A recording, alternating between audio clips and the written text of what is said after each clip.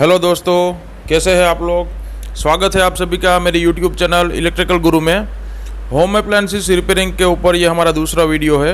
इसके पहले वाले वीडियो में हम लोगों ने देखा था कि जो अप्लायंसेस के अंदर हमारी जो इलेक्ट्रिकल आयन आती है उसके अंदर कौन कौन से फॉल्ट हो सकते हैं और उस फॉल्ट को कैसे सॉल्व किया जाता है और उसके अंदर टेस्टिंग वगैरह कैसे किया जाता है। और इस वीडियो में हम लोग देखेंगे फ्रेंड्स कि जो थर्मोस्टेट अगर ख़राब हो गया है आपका तो उसको रिप्लेस कैसे किया जाए और उसका सेटिंग वगैरह कैसे करते हैं। तो इस वीडियो को अंत तक ज़रूर देखिएगा।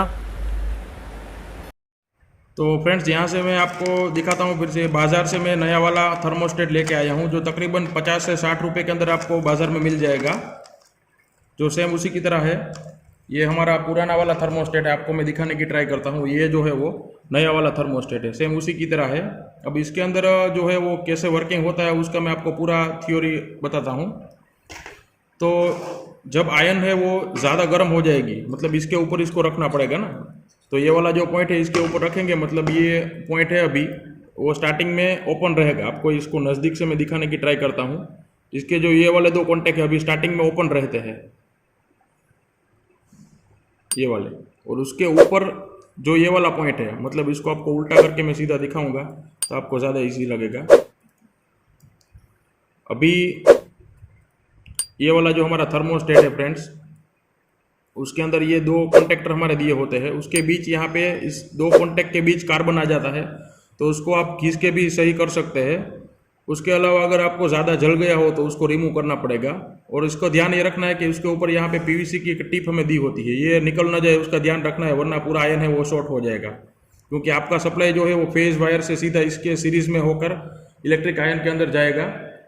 तो अभी जो है वो स्टार्टिंग कंडीशन में क्या होगा फ्रेंड्स कि जब आप इसके ऊपर इसको फिट करेंगे तो ये दो कॉन्टेक्ट है वो पूरे ओपन रहेंगे। आपको मैं नज़दीक से दिखाने की ट्राई करता हूँ। यहाँ पे इस तरह से ये दो अभी एक दूसरे से मतलब अलग है। जैसे ही आप इस नोब को गोल घुमाएंगे इस तरह से, इसके साथ साथ आपको दिखाने की मैं ट्राई करता हूँ यहाँ पे। तो फ्रेंड्स, ये वाला जो पॉइंट है इसको जैसे ही आप घुमाएंगे ऐसे गोल, तो इससे क्या होगा कि ये वाला जो नोब है हमारा वो नीचे आएगा, मतलब ये दोनों को शॉर्ट करेगा। तो ये कॉन्टेक्ट जो है वो दोनों एक दूसरे से शॉर्ट हो जाएंगे। यहाँ पे आप देख सकते हैं, यहाँ पे अभी अलग है, जैसे इसको रिमूव करेंगे तो ये पूरा शॉर्ट हो जाएगा। दूसरी कंडीशन क्या होगी कि जैसे ही इसमें बहुत ही ज़्यादा गर्म हो जाती है बाई मेटालिक स्ट्रिप हमारी, तो ये पूरा सीधा रहने के जगह सीधा ऐसे टेढ़ी होती है। इससे क्या होगा कि ये वाला जो पॉइंट है हमारा नीचे, इसको ऐसे प्रेस करेंगे। आपको मैं इसको दिखाने की ट्राई करता हूँ। अभी मान लीजिए कि बाई मेटालिक स्ट्रिप सीधी है, लेकिन बहुत ज़्यादा गर्म होने के बाद जब हमारी आयन बहुत ज़्यादा गर्म हो जाती है तो इसको एकदम सीधा करती है इस तरह से, मतलब इसको ऊपर ले जाती है। जिसके कारण क्या होगा, इसके नीचे के जो दो कॉन्टेक्ट है वो पूरे ओपन हो जाते हैं, जिससे हमारी जो इस्त्री है वो बंद हो जाती है। थोड़ी देर बाद फिर से ठंडा होने के बाद ये अपने आप नीचे आ जाती है, तो फिर से हमारी जो इस्त्री है वो ऑन हो जाती है। इस तरह से पूरा ये वर्किंग करती है। तो आपने कई बार देखा होगा कि जो इलेक्ट्रिक आयन है उसमें थोड़ी थोड़ी देर बाद अपने आप यहाँ पे लाइट बंद हो जाती है, फिर से स्टार्ट हो जाती है। तो ये इस तरह से टेम्परेचर के ऊपर पूरा काम करती है। जैसे ही ज़्यादा गर्म हो जाती है तो बाई मेटालिक स्ट्रिप इसको अपने आप बंद कर देती है इस तरह से ऊपर करने के बाद इस मैकेनिज्म को। और जैसे ही पूरा ठंडा हो जाती है तो इसको नीचे ले जाती है, तो ये उस तरह से यहाँ पे पूरा अपने आप स्टार्ट हो जाती है। तो इसको मैं पूरा रिप्लेस करके दिखाता हूँ आपको फ्रेंड्स।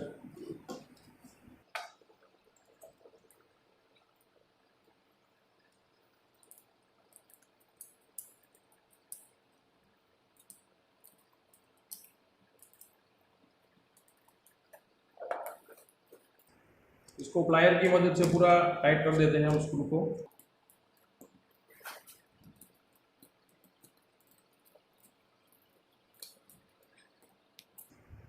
आपको ध्यान ये रखना है कि इसके सारे जो स्क्रू वगैरह है उसको बहुत अच्छी तरीके से टाइट करना है, जिसके कारण फॉल्ट कम हो। तो फ्रेंड्स, यहाँ पे आप देख सकते हैं पूरा कनेक्शन हो चुका है इसका। अब जैसे मैंने आपको बोला था उस तरह से यहाँ पे स्टार्टिंग के टाइम यहाँ पे ये जो है ओपन रहनी चाहिए।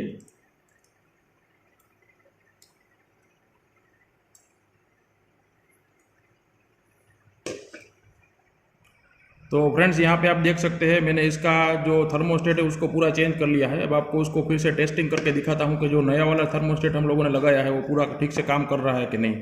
तो अभी क्या होना चाहिए कि अभी इसको मैंने मिनिमम वैल्यू पे रखा है। तो मिनिमम वैल्यू पर रखने के बाद यहाँ पे हमारी जो आयन है वो अभी बंद होनी चाहिए। तो सीरीज टेस्ट बोर्ड की मदद से आपको मैं दिखाता हूँ। तो इसको सबसे पहले यहाँ से सप्लाई देने के बाद अभी ये बंद है। इसके ऊपर में ये वाला जो है हमारा नॉब उसको लगाता हूँ मैं, जिससे इसको हम गोल घुमा सके। तो फ्रेंड्स यहाँ पे अभी ये मिनिमम वैल्यू पे ही है, जैसे तो इसके कारण क्या होगा कि लैंप जो है वो ग्लो नहीं होगा हमारा। तो लैंप अभी बंद है। अब जैसे ही मैं इसको घुमाऊंगा तो ये मिनिमम से थोड़ा ऊपर जाएगा तो हमारी जो आयन है वो एकदम स्टार्ट हो जाएगी। तो आप देख सकते हैं यहाँ पे थर्मोस्टेट हमारा ऑन हो चुका है, मतलब ये पूरा वर्किंग कंडीशन में है। तो इस तरह से इसको बंद किया जाता है और इस तरह इसको टेम्परेचर मिनिमम से थोड़ा ऊपर जाएगा तब हमारा थर्मोस्टेट है जो वो ऑन हो जाएगा। तो अब इसको मैं आपको पूरा कनेक्शन कैसे करना है वो करके दिखाता हूँ। तो सबसे पहले फ्रेंड्स हमें क्या करना है कि हमारे पास यहाँ पे टोटल 4 टर्मिनल होंगे। 2 जो है वो हमारे इलेक्ट्रिक जो यहाँ पे आयन है हमारी उसके हीटिंग एलिमेंट के होंगे और 2 जो है वो हमारे थर्मोस्टेट के होंगे। तो उसमें से कोई भी एक टर्मिनल को हमें थर्मोस्टेट की सीरीज़ में लगाना है। तो इसको मैं यहाँ पे उसको थोड़ा टेढ़ा करके लगाता हूँ क्योंकि ये नया वाला है तो उसमें पूरा वो सेट वगैरह नहीं किया होगा। तो इसको मैं इसके ऊपर जाके लगा देता हूँ यहाँ पे।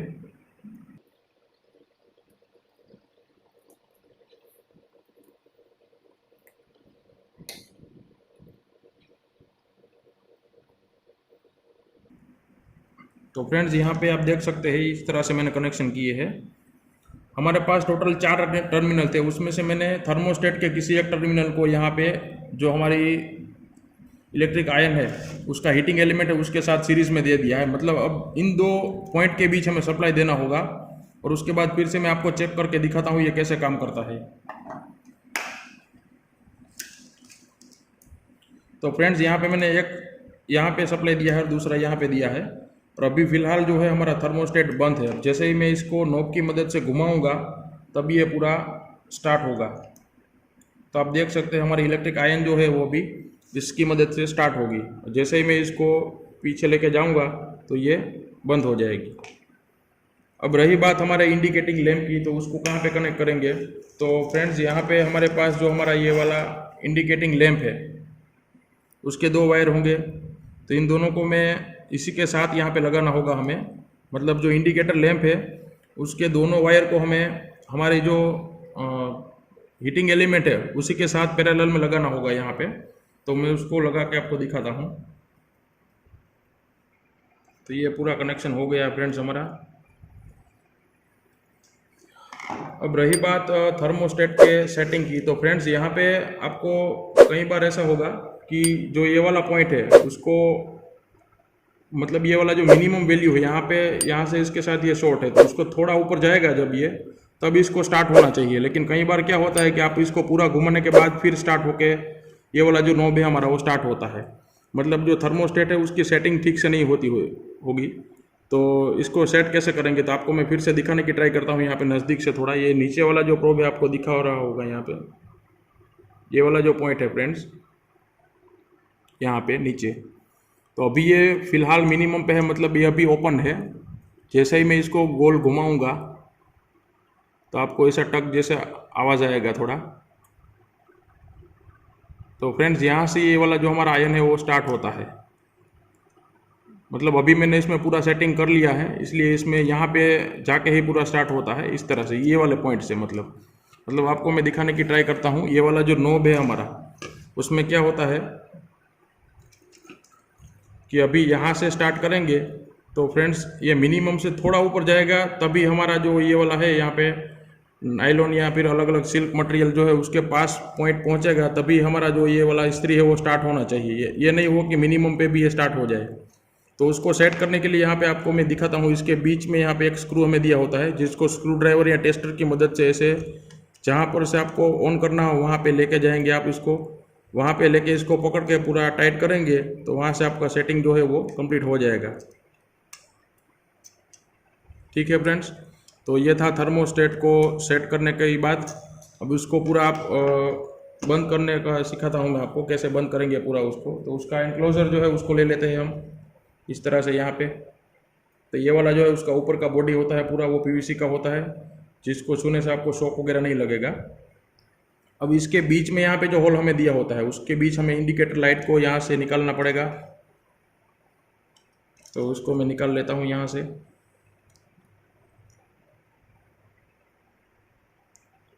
बहुत ही सावधानी से इसको निकालना पड़ता है, क्योंकि ये लाइट है वो अगर ये इसका सिरा निकल गया तो पूरा बंद हो जाएगा।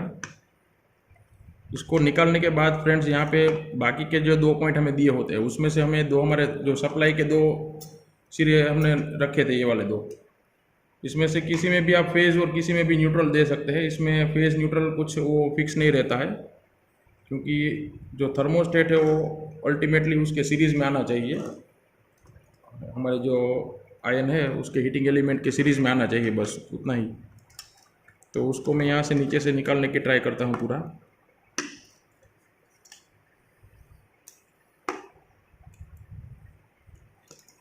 तो फ्रेंड्स यहाँ पे सबसे पहले हमें निकालने के लिए ये वाला जो इसका नेम प्लेट है उसको रिमूव करना पड़ेगा। तो उसके 2 स्क्रू भी मैं निकाल लेता हूँ सबसे पहले।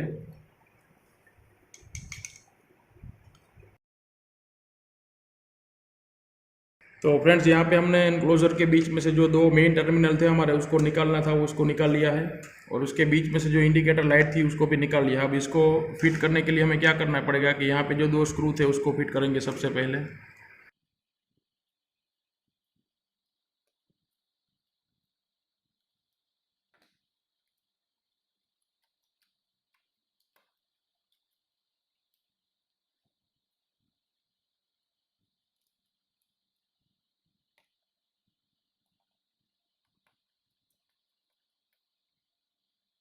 तो इसको फिट करने के बाद अब हमें क्या करना होगा कि जो ये वाले 2 टर्मिनल है उसके साथ हमें सप्लाई कोड वायर को भी कनेक्ट करना पड़ेगा। तो फ्रेंड्स यहाँ पे जो सप्लाई हमें दिया होता है उसमें से किसी भी एक के हमें पेज देना होता है, दूसरे में न्यूट्रल देना पड़ेगा हमें, और जो बाकी का तीसरा सिरा बचा है वो यहाँ पे हमें बॉडी अर्थ करना पड़ेगा। तो उसको ऐसी बॉडी के साथ ऐसे कनेक्ट करना पड़ेगा। तो सबसे पहले हम अर्थिंग वाले सिरे को लगा लेते हैं। तो यहाँ पे मैं सबसे पहले जो अर्थिंग वाला पॉइंट है हमारा ग्रीन कलर का, उसको यहाँ पे मैं लगा के आपको दिखाता हूँ। अब दूसरा जो है हमारा वो फेज़ वाला सिरा है उसको मैं इसके साथ लगा लेता हूँ फ्रेंड्स। तो उसको भी कनेक्शन दे देते हैं।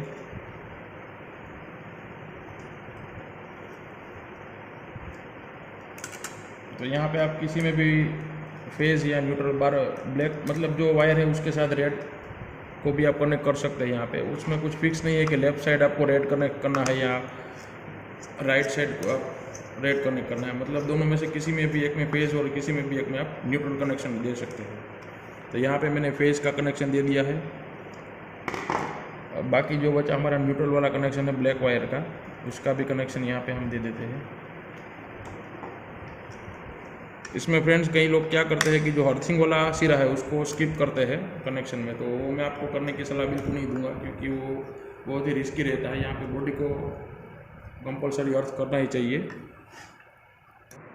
तो फ्रेंड्स यहाँ पे हम लोग अब ये कनेक्शन हो चुके हैं हमारे सप्लाई कोड वायर जो है उसके पीछे। अब जो नेम प्लेट है उसको लगा लेते हैं। तो नेम प्लेट को लगाने के लिए यहाँ पे 2 स्क्रू लगाने होंगे हमें, उसको भी मैं आपको कनेक्शन कर देता हूँ।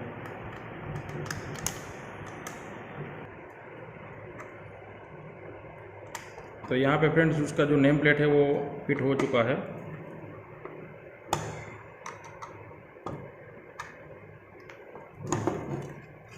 अब इसके ऊपर जो उसका प्लास्टिक का कवर आता है उसको चढ़ाना होता है हमें, तो उसको भी फिट कर लेते हैं। अब उसको लगाते समय फ्रेंड्स हमें क्या ध्यान रखना होगा कि जो इसका नोब है उसको पहले से ही उसमें फिट कर लेना होता है हमें, तो उसको यहाँ पे फिट कर लेते हैं। अब उसका जो अलाइनमेंट है उसको मिनिमम पे रख के उसको सेट कर लेते हैं पहले, उसके बाद यहाँ पे फिट करेंगे। तो ये फ्रेंड्स पूरा फिट हो चुका है। अब इसका जो ये वाला इंडिकेटर वायर है उसको यहाँ पे आराम से हम नीचे इसको रख देते हैं, और उसी के साथ यहाँ पे हमारा जो सप्लाई कोड वायर है उसको यहाँ से हिले नहीं, इसके लिए इसके पहले हम लोगों ने पीवीसी का जो क्लैंप लगाया था उसको लगा देंगे।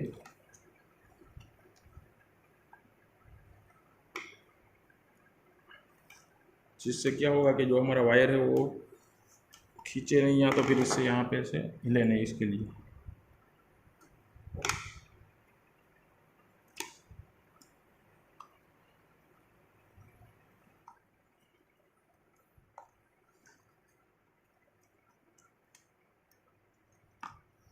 इसके बाद फ्रेंड्स यहाँ पे 2 स्क्रू हमें लगाने होंगे इसको बिठाने के लिए यहाँ पे।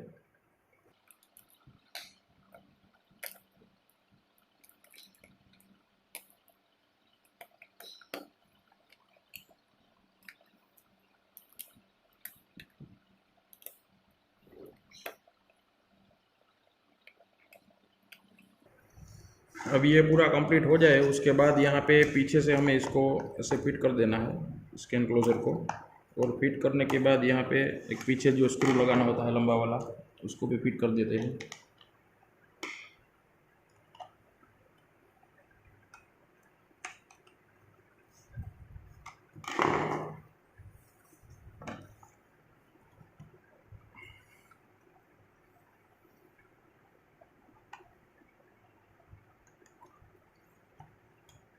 अब बाकी जो बचा उसका ऊपर का शॉकेस है उसके ऊपर हमें एक स्क्रू लगाना होता है, उसको भी ऊपर से लगा लेते हैं यहाँ पे।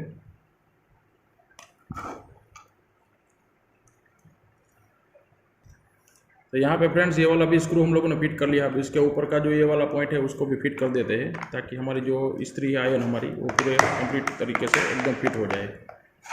तो ये कंप्लीट हो चुकी है। अब आपको उसको मैं टेस्टिंग करके दिखाता हूँ यहाँ पे।